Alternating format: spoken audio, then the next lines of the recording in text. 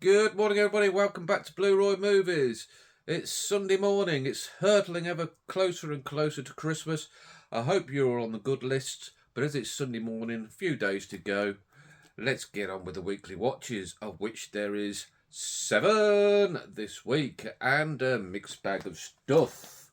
I started off the week with my favourite action star, Big Jason Statham, in The Bank Job. This is directed by Roger Donaldson, I believe. Yes, Roger Donaldson. And this is all about Jason. He's a garage owner and he's not doing too well. He owes out people money. He's got people threatening him.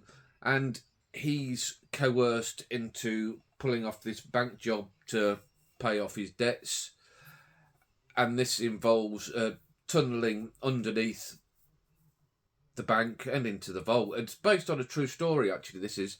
And I quite enjoy this one. This is a good film. If you've seen Inside Man, it's a similar sort of plot to that, whereas in the safety deposit boxes, there are things that people want and people don't want stealing from the bank. So it lands Jason and his cohorts into a world of trouble. It's quite a twisty film, quite a few plot twists, but you can keep on top of it all. A lot of these films where there's a lot of it going on, sometimes it's hard to keep on top of it, and there's a lot going on, but this one was just the right amount. Yeah, great actors in this, like Daniel Mays. If you watch a lot of English films, he's in a lot of them and you'd recognise his face straight away. And that's what I like about these British films. You think, oh, that's so-and-so. It even had Toya Battersby from Corrie in it. I've never seen her in anything else. Not that I watch a lot of Corrie, but the wife watches it and you sort of get to know some of the characters. Yeah, good British crime thriller to start off the week. Not your usual Jason going around beating everybody up, but good film. I enjoyed that one, The Bank Job. Next up for me, film of the week, easily, without a shadow of a doubt. Nothing come close to this, and it'd be the film of a lot of weeks. And that's Coming Home, directed by Hal Ashby. Now, the only other film I'd watched by Hal Ashby was the fantastic Harold and Maude. So if anybody's got any other recommendations of his films that I could watch, I'd be more than happy to please put down below. I know he's got one called Being there that's supposed to be very good, but what else he does, I'm pretty blank on.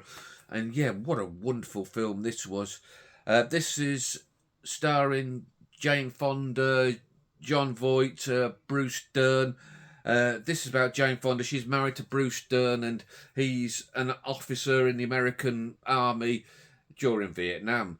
And Bruce Dern, he gets sent out to do a tour of duty in Vietnam, and Jane Fonda volunteers at a hospital that is sort of specialising in treating people with injuries from the Vietnam War, like soldiers in there. And while Bruce Dern is away fighting, she falls in love with John Voight, who has been left in a wheelchair, can't move from the waist downwards, and she cares for him and slowly falls for him. And just wonderfully acted. It is really brilliant. You can see in this hospital how desperately understaffed they are, because the Americans didn't for one moment think they'd have so many soldiers with so many injuries that it would escalate so quickly, and it's just panic in there and horrible. And yeah, just about this burgeoning relationship between those two while the husband's away, and then what happens when he comes back from the war, also injured himself. And it's more a look of mental injuries in the war as well as physical injuries. And John Voight, like, I must look at the special features because I don't know like how much time he had in a wheelchair to prepare himself for this film, but he was like Evel Knievel in it.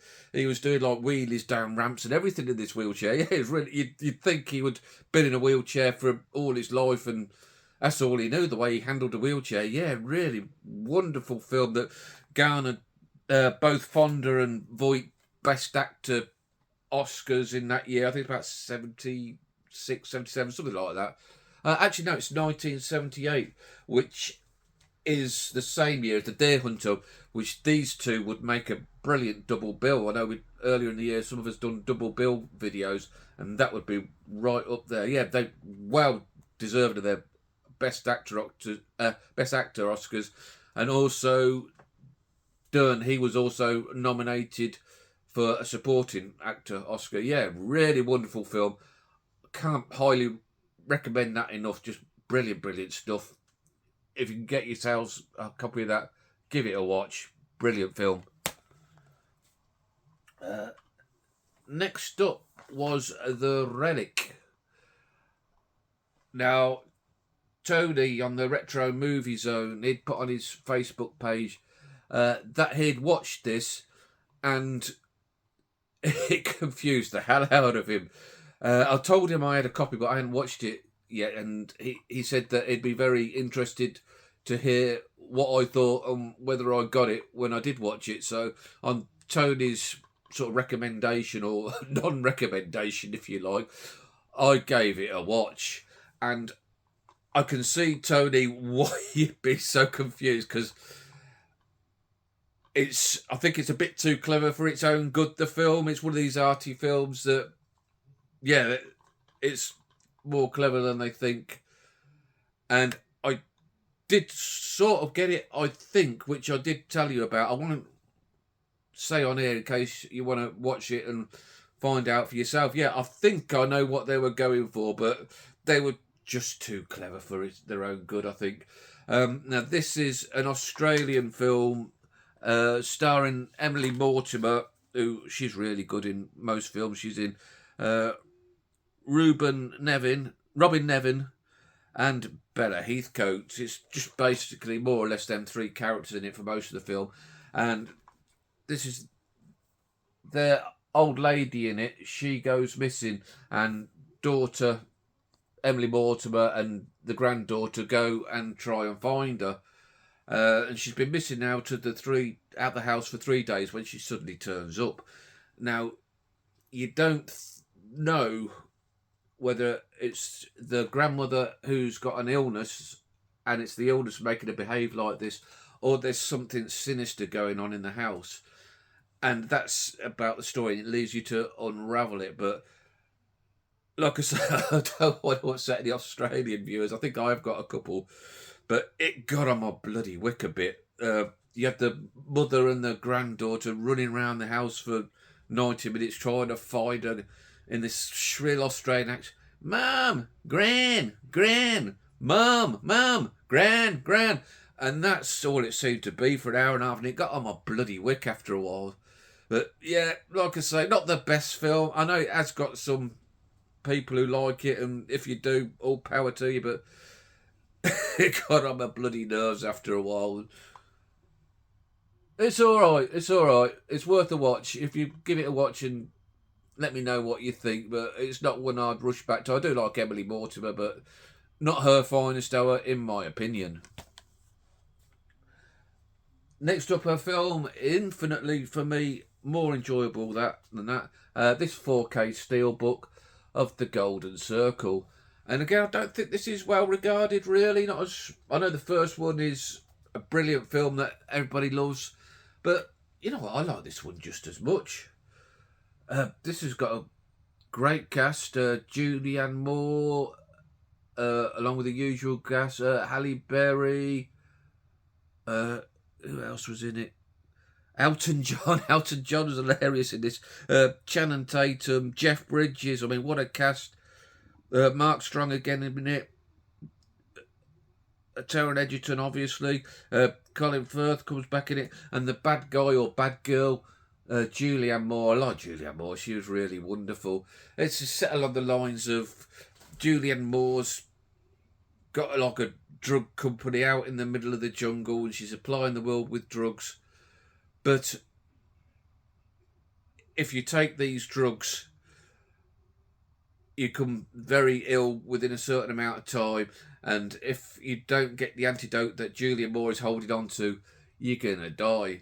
And the President of the United States of America, he pretends that he's going to go along with her blackmailing to give her money to release the antidote, where he says, well, if we don't give it her, it's going to kill all the drug users and solve the drugs problem, which I could see his point on that. I was a bit in two minds. I know, like, there's a lot of people like just casually use drugs, like, but I fell on the side of the president, maybe because I've never done drugs in my life, so I kind of heard what I'm where he's coming from. But the Kingsman guys team up with the American branch of the Kingsman type thing and go and sort the day. And like I say, I just really enjoy it. I like it as much as a good one. It's just stupid fun, especially the bits with Elton John. If you've been putting that off because you've heard bad things about it, give it a go. Like me, you might be surprised. I also like the last one, which again was also derided, but there you go. Next up, because Jason's film earlier in the week wasn't very Jason, with him beating the crap out of everybody, I went in for a first time watch of Mechanic Resurrection. And again, this is one that's bad reviews and much derided, but I had a good time with it, which is what it's all about. This stars Jason, Jessica Alba. Jessica Alba is his girlfriend, and she's kidnapped by the bad guys. And the only way that Jason can get her back without her being killed is got to go and do 3 hits for the bad guys in extremely more difficult environments. And yeah, just good action. I enjoyed it. There was one kill that he did that involved a penthouse swimming pool that I thought was excellent, like the highlight of the film for me. And Jessica Alba's lovely in this. It's also got Michelle Yeoh in it. I like Michelle Yeoh. And Tommy Lee Jones, but he's sadly underused in this. We could do with more Tommy Lee Jones. It's directed by Simon West, I think his name is, who does a lot of these action type films. I think he did one of the other mechanic films, and Con Air, I believe, which is probably his highest moment. But yeah, that's a decent film. I enjoyed that.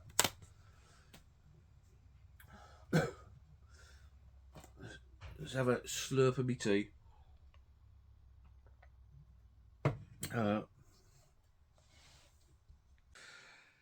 Now, this is where it might get controversial.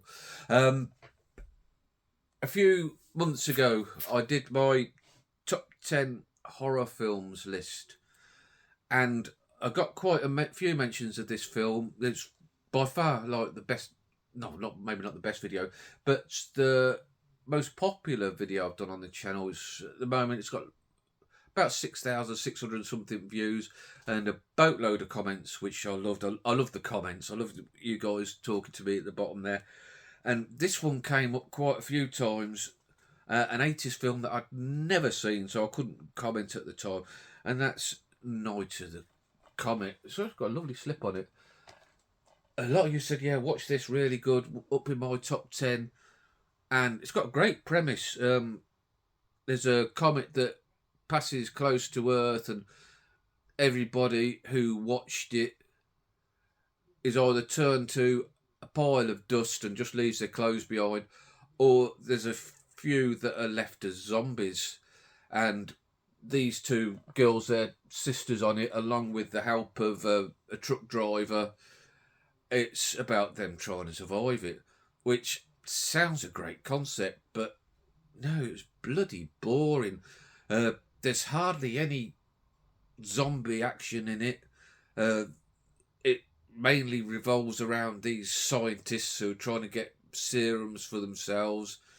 And I thought they just missed the ball with that. I'd like to have seen them battling the zombies more. Like, the best bit of it was when this girl here is pulled over by a zombie traffic cop on a motorbike, and then she starts like fighting with him, and she wakes up as it's a dream. Like, the best bit of your film's a bloody dream. What's all that about?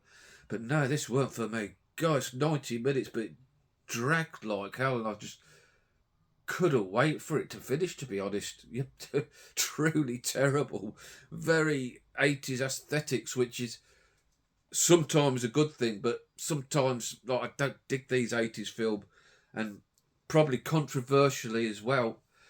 If I was to do a ranking of my favourite decades of films, I think 80s would be right near the bottom, if not the bottom. So, yeah, don't hate on me like that. I can see my subscribers plummeting because I know most of you guys love 80s films, but there's something about them, like, give me 70s or like 50s or 30s or even like later films like 2000s and stuff like that, more over 80s films, because, yeah, that's me. Like, you can't help what you like. Shoot me. Right, last up for the week. The General's Daughter. Now, I watched The Forger with John Travolta a couple of weeks ago, and I find Travolta very hit and miss, and The Forger was bloody awful. And that's a film I passed on to Tony now, so I'll be interested to hear what he thinks of that when he's watched it. So I thought I'd give this one a go. You know what? I spoke a load of rubbish earlier in the video. This is a Simon West film. Ignore what I said about Simon West earlier. God, I'm a prat sometimes, but there you go. It's no fancy stuff on this channel. Yeah, he's the director of Con Air. We're not going to go back and edit it because that's not what we do. But this was a good film. The General's Daughter, he's sort of like a CID stroke military investigator, and when the daughter of a general is raped, tortured and murdered, he's called in to investigate it, and it turns out she's got a bit of a past, and it gets quite twisty about how it's gone on, and it's very entertaining. I really like this one. Again, I think it's got very mixed reviews, but it hit a spot for me, and I really liked it. If you don't like, well, nobody likes it, but if it's like brutal sexual torture's not something you can watch, like, then give it a miss. But yeah, good stuff. Well, that was it for the week, guys. Let me know what you think about the watches down below. Maybe give me a like if you like what I've done today. I dealt here with the slaughtering of a much-loved film and mixing up a director, but that's how we roll on this channel. Give us a thumbs up, maybe think about subscribing, and I'll catch you guys all later. Ta-ra.